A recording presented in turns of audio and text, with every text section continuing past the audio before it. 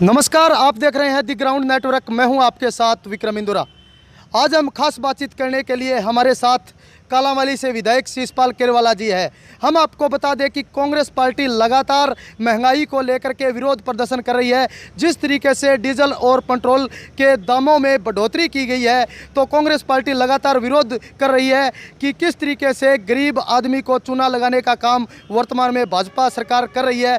वहीं जो कांग्रेस में खिंचातानी चल रही है, जिस तरीके से हम कह सकते हैं कि पहले तंवर के साथ विश्वासघात किया गया और अब कुमारी शैलजा के साथ जो हुड्डा खेमा है वो विरोध कर रहा है। तो आज हम शिषपाल किरवाला जी से बातचीत करेंगे कि क्या दलित नेतृत्व का विरोध हो रहा है। तो खास बातचीत करने के लिए शिषपाल किरवाला जी सर, सबसे पहले आपका स्वागत है। नमस्कार जी। तो लगातार कांग्रेस पार्टी महंगाई को लेकर के प्रदर्शन कर रही है।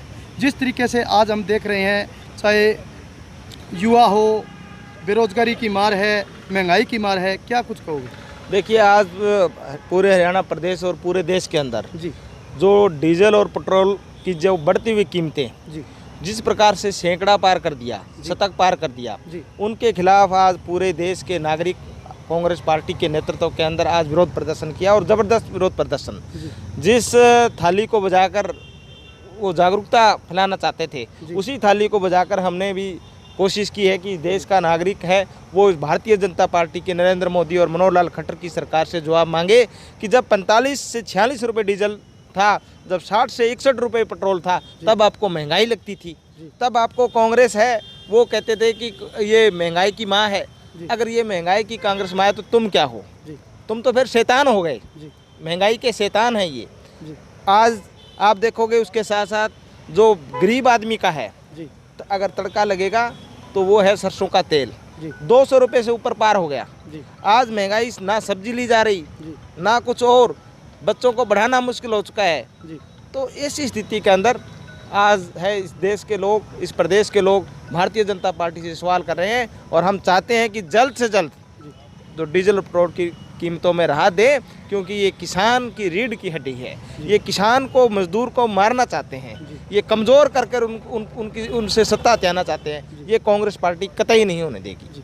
शिषपाल जी, हम देख पा रहे हैं कि जिस तरीके से आज गरीबों पर तो मार पड़ ही रही है, साथ में अगर युवा वर्ग की बात करें तो करोड़ों रोजगार देने की बात मोदी सरकार ने कही। तो कहीं ना कहीं जो आज पढ़ा लिखा जो वर्ग है, कहीं ना कहीं दिहाड़ी मजदूरी करने को लाचार हो गया है। ऐसे में आप क्या नसीहत इस सरकार को दोगे? देखिए, ये सरकार आई ही जुमलों पे थी। एक तरफ तो कहा कि 2 करोड़ नौकरियां प्रति वर्ष देंगे, परंतु उन्होंने 2.5 से 3 करोड़ नौकरियां प्रति वर्ष हटा दिया है। आज हरियाणा के अंदर सबसे ज़्यादा 35% बेरोजगारी दर है। पूरे देश के अंदर सबसे ज़्यादा बेरोजगारी दर हरियाणा में है। कहीं भी आप चले जाओ, किसी भी गांव, किसी भी चौराहे पे जाओगे तो एक लाइन दिखेगी बेरोजगारी की, जो सबसे लंबी लाइन है। हम चाहते हैं कि सरकार रोजगार का उत्पादन करे। अगर आपसे नहीं संभलता तो आप सत्ता छोड़ दीजिए। हमें ये नहीं चाहिए। हमें उस देश जैसे देश 1947 के बाद प्रयुक्ता से कांग्रेस पार्टी ने इस मुकाम पे लेके आया, हमें वो तेज़ी चाहिए विकास की। हमें वो जो बच्चों को सर्विसेज मिलती थी, नौकरी मिलती थी। एक वक्त था कि गाँव से ढूंढ कर बच्चों को लगाया जाता कि 10वीं पढ़ा कौन है, BA पढ़ा कौन है, उसको नौकरी देंगे। अब ये कहते हैं कि जो PhD पढ़ा है वो भी पकोड़े तल लो। तो ऐसी सरकार से हमें छुटकारा चाहिए। शिषपाल जी, आज मोदी कैबिनेट का विस्तार हुआ है। हरियाणा से अगर सुनीता दुग्गल की बात करें, वीरेंद्र सिंह के बेटे बरिजेंद्र की बात करें, तो इन दोनों में से किसी को भी मौका नहीं मिला है।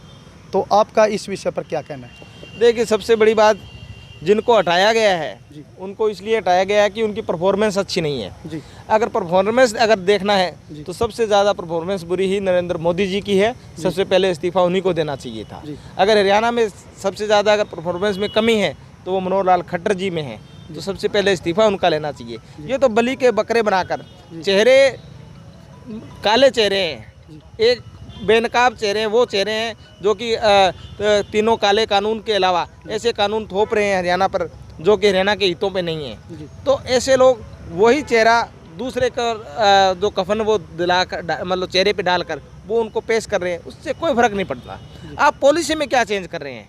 आप नौकरी दे रहे हैं, आप बेरोजगारी ख़त्म कर रहे हैं कि नहीं, आप डीजल पेट्रोल के रेट कम कर रहे हैं कि नहीं, आप महंगाई कम कर रहे हैं कि नहीं, आपसे नौजवान क्या चाहता है, आप किसानों के तीनों काले कानून पे आपके क्या विचार हैं, उनको आप आज 7 महीने से वो वहाँ बैठे हैं, तो आप वो क्या कर रहे हैं? उस पर कोई ध्यान नहीं है। आप राज्यपाल बदल रहे हैं, आप मंत्री बदल रहे हैं, अरे ये आपके ही लोग हैं, किसी को बिठा दो, उस पर क्या फ़र्क पड़ता है। जी। तो ये लोगों को गुमराह करने की बात है और जनता गुमराह नहीं होने वाली। मेरा अंतिम प्रश्न है केरवाला जी, जिस तरीके से हम देख पा रहे हैं कांग्रेस पार्टी पिछले कई सालों से हम देख पा रहे हैं, पहले तंवर का विरोध हुआ, अब शैलजा का लगातार विरोध किया जा रहा है, तो इसमें सबसे बड़ा सवाल क्या जो दलित है, दलित का नेतृत्व वो स्वीकार नहीं है क्या, क्या चल रहा है? देखिए, कांग्रेस पार्टी लोकतांत्रिक पार्टी है जी और जैसे शैलजा जी ने भी यही बात कही है कि विधायक हाईकमान से मिल सकते हैं, और शायद मेरे ख्याल में किसी ने भी ये नहीं कहा होगा कि प्रदेश अध्यक्ष बदलना है। जी बात ये रही है कि हमें चुनाव आने वाले दिनों पे कैसे लड़ना है। पंचायती चुनाव आ रहे हैं, नगर पालिका के चुनाव आ रहे हैं, उसकी तैयारी के लिए बार बार हाईकमान को मिलना पड़ता है। आप जो संगठन को है किस प्रकार से बनाना है, कितनी जल्दी बनाना है, इन तमाम बातों में विधायक की एक महत्वपूर्ण भूमिका रहती है। तो विधायक अपने विचार रखने के लिए गए हैं, ऐसा कुछ भी नहीं है। हम भी हाईकमान से मिलते रहते हैं, तो इसका ये मतलब नहीं, अलग अलग मिल रहे हैं। अपने कुमारी शैलजा जी है वो अलग मिल रहे हैं और उड्डा जो खेमा है वो अलग मिल रहे हैं। क्या ये कांग्रेस में एक बहुत बड़ी फूट नहीं दिखाई पड़ी? नहीं, ऐसा आपने हुड्डा साहब का भी सुना होगा, शैलजा जी का भी सुना होगा, उन्होंने इस प्रकार की कोई बात नहीं की है कि प्रदेश अध्यक्ष उठाने के लिए मिल रहे हैं। जी, कहीं भी ऐसी कुछ बात नहीं है। जो 18 विधायक मिले हैं शिषपाल केरवाला जी जो उड्डा के साथ गए थे, क्या आप भी उनमें थे? नहीं, मैं तो देखो, मैं तो मिलता ही रहता हूँ हाईकमान से। नहीं, जो 18 विधायक मिले हैं एक क्लिक होकर के एक साथ मिले हैं, मैं उनमें नहीं था जी। और नंबर 2, जो पहले मिल के आगे वो बाद में मिल रहे हैं, कोई अभी नहीं मिला वो बाद में मिलेगा।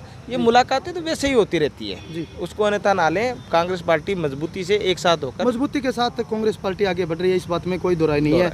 लेकिन सोशल मीडिया पर बड़ी तेजी के साथ वायरल हो रही है भी पहले तंवर को हटाया गया, अब कुमारी शैलजा के पीछे उड्डा गुट है वो लगे हुए हैं, तो ये जो दलित नेतृत्व है वो उड्डा जो खेमा है उनको स्वीकार नहीं है। देखिए, ये जो है ये प्रचार है, ये जो विपक्षी पार्टी वाले फैलाते हैं। ऐसी कहीं भी बात नहीं है कि प्रदेश अध्यक्ष को हटाने की कोई बात हो। सबने कहा है कि ये सामंजस्य बिठाने की बात है कि कैसे हम पंचायती चुनाव में जाएंगे, किस प्रकार से हमें संगठन बनाना है। ये हाईकमान का काम होता है कि कैसे सामंजस्य बनाकर हमें संगठन दे। तो जल्द से जल्द पिछले 5-7 सालों से जो संगठन की कमी थी उसको पूरा करने की कवायद चल रही है, उसी का एक ये है। कोई भी जाके मिल सकता है। कल और विधायक भी मिले हैं जो 18 में नहीं थे, 3 विधायक और मिले, कल 2 विधायक उसके अलावा मिले हैं। आने वाले दिनों में 5-7 दिनों में शायद मेरा भी चक्कर लगेगा।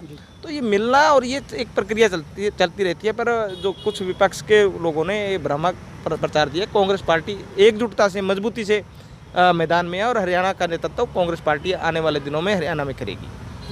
आने वाले दिनों में अगर हम इलाहाबाद विधानसभा क्षेत्र की बात करें तो वहाँ पर चुनाव होने हैं, तो आपकी पार्टी के द्वारा क्या स्टैंड रहेगा, किस प्रकार आपका प्रचार रहेगा, क्योंकि आप भी वहाँ जाओगे? बिल्कुल, कांग्रेस पार्टी का प्रचार स्पष्ट है कि वहाँ आपका 4 बार पहले विधायक कौन था, पिछली बार विधायक कौन था, उससे पिछली बार कौन था, उससे पिछली बार कौन था, उससे पिछली बार 4 बार विधायक रहे।